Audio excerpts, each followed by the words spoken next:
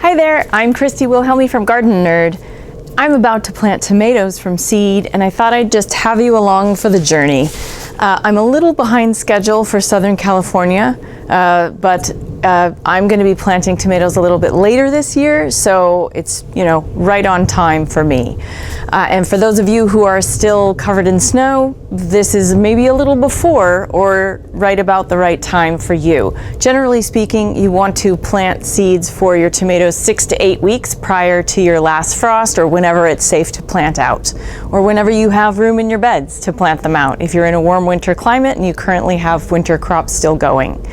All right, but before we get started, 2 quick announcements. One, my novel, Garden Variety, is kind of a big hit right now. It's getting great reviews, and it is what I'm saying is the escape that'll get you through the rest of winter.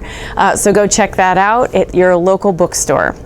And number 2, now through March 3rd, registration is open for my brand new online course, Creating a Healthy Garden. It's all about pest control, and it's going to get you ready for spring. So check those 2 things out. And now let's talk about tomatoes. Every year I have room in my 2 gardens for 8 tomatoes each, a total of 16. And so I am always planting a different variety for each space that I have. So that's 16 tomatoes, 16 varieties. Let me show you what I'm growing this year. This year I'm going to be growing a few different cherry tomatoes, Gold Nugget, and Barry's Crazy Cherry. I'm also going to be doing some paste tomatoes, San Marzano Lungo number 2 and Roman Candle.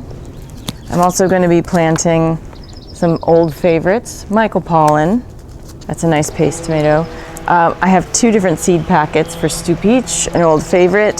Same. I'm also doing Eastbolin, a beefsteak heirloom, a Zoichka, a yellow beefsteak, Nikolaev yellow cherry, another yellow cherry, along with this new one, Beams yellow pear, striped Roman, one of my favorite beefsteaks, a new one this year, orange icicle, old favorite, Jeune Flamme, got 2 different seeds for that, Tigerella,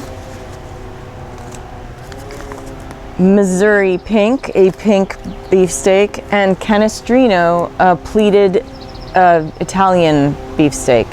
I want to share with you my procedure for planting tomatoes, because if you get confused or if you don't do it in a certain order, you end up with mystery tomatoes where you don't know exactly what you planted because it might be mislabeled. So let me show you how I do things.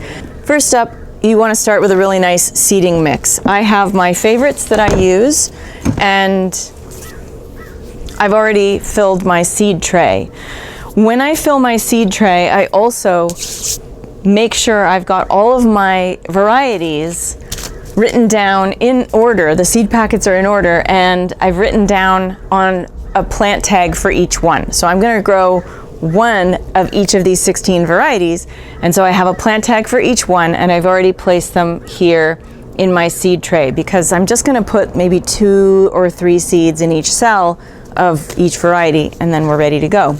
So this way I know I'm not going to misplace my seeds and end up with mystery tomatoes or something that isn't what it says it is. Now, my seed trays I have filled to just below the surface level, and I have to compress my soil because the seed trays that I'm using are open on the bottom, and so compression holds the soil together and creates a capillary action to draw water up through them. You may not have that same need, but so that's why I'm pushing down on mine. Also to make a little divot for that seed to go in. Now, when I work with soil, I put gloves on. When I work with seeds, I take the gloves off so that my hands are clean and dry in order to make sure these seeds stay viable for years to come. And if you want to learn a little bit more about how to store your seeds properly so that they last for a really long time, aka I have germinated 20-year-old tomato seeds because of the way I store my seeds, check out our seed storing video because it's really helpful. All right. Now I'm going to take my Canestrino seeds and start on here, and I'm just basically taking just 3 seeds, and I already see that one just flung in there, 2, 3 of each seed and the rest go back into the packet, and I turn them upside down and move on to the next one. This is Missouri Pink. 1, 2, 3. And then moving on. Now I have 2 Tigerella seeds. I'm going to use these newer ones from MI Gardener. They do not pay me to say that. 1, 2, 3 seeds. And next, Jeune Flamme. And I'm a big fan of Jeune Flamme. Actually, I'm going to use these newer seeds. Jeune Flamme is an orange slicing tomato that is just so sweet and wonderful and really pretty, and pretty much a guaranteed success in my garden every year. All right, you get the idea. I'm doing this new orange sickle. This is brand new for the year. It's a paste tomato that is orange. What can you not like about that? I'm planting 3 seeds in each cell, but when they germinate, I will cut down 2 so that I only have 1 left. I don't tend to separate my tomatoes out. It's more work than I want to deal with. So I am only wasting a couple of seeds if they all germinate. Otherwise, we're getting the best of the bunch.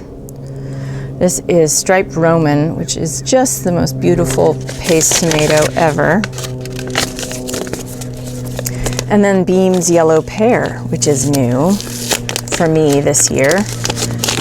I usually grow a yellow pear tomato. Ooh, fresh. These are all coming out at once. 1, 2, and 3. And I try and put the seeds in a triangle so they're a little farther apart, not all growing right on top of one another. Nicolay of Yellow Cherry is a coastal cherry that does really well in where I live. I grew it last year. I'm growing it again this year because it did so well. In fact, it was the predominant cherry that worked out in my garden. A Zoyčka. Zoyčka is from the Czech Republic. They're a yellow beefsteak, and I just love them. They're beautiful. Ispolin is a big, colorful heirloom beefsteak that is, again, it's a mountainous. It's great for cooler climates. Just 3 seeds of those. So if you live in a coastal area, mountain grown tomatoes, okay, are really good. Stew peach, it's another one that I enjoy very much, and I'm going to use the newer seeds. I have some old seeds, but these are newer, so we'll do these. That might have been 4 seeds.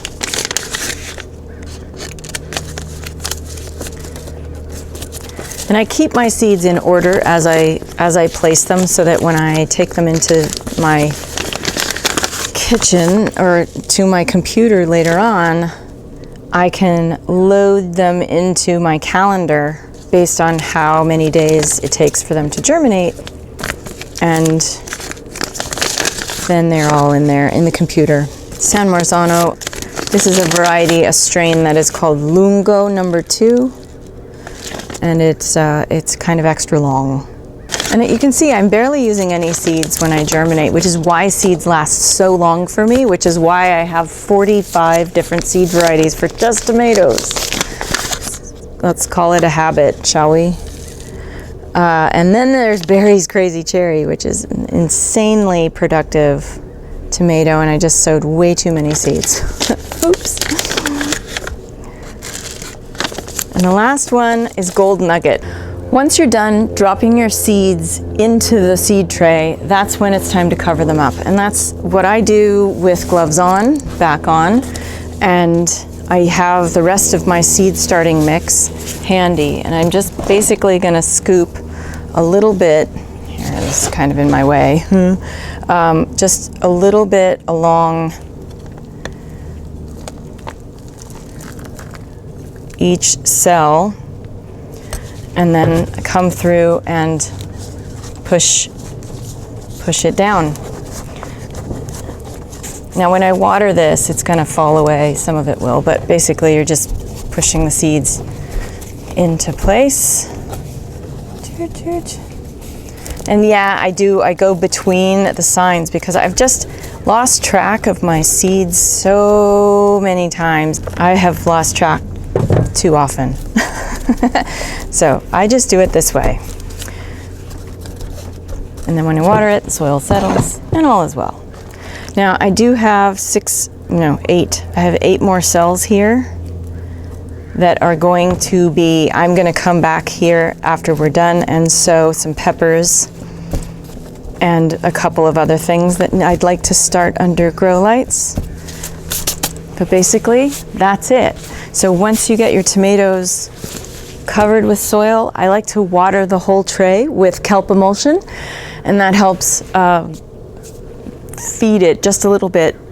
Place your seeds in the dark with the greenhouse lid on for just until they just start to germinate. And then that greenhouse lid comes off and they go under grow lights or out in direct sunlight.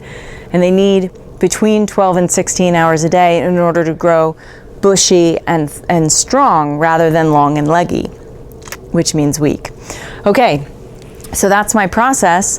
I hope you enjoyed this video. If you did, please like it, share it with your friends, and don't forget to subscribe and turn on notifications to find out when our next video comes online. Consider becoming a Patreon subscriber to support all the free stuff that we do here at Gardenerd. And of course, you'll find information on growing tomatoes and starting other things from seed in my book, Gardening for Geeks. And check out my fruit book, Grow Your Own Mini Fruit Garden, and of course, Garden Variety, my new novel that just came out. Happy gardening!